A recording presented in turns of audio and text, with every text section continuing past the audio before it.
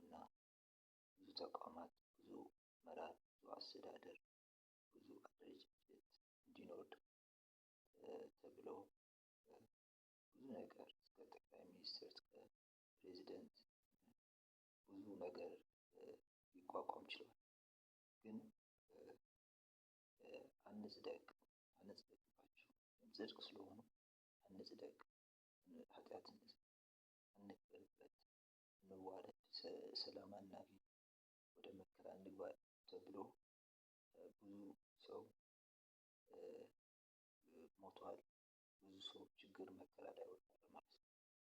ስለዚህ ከዛ በኋላ ምክንያት ስለማይኖር ምንም ትርጉም ልትሰጠው በማትችልበት ሁኔታ ብዙ ሰው እንደዛ ሆኗል ማለት ነው።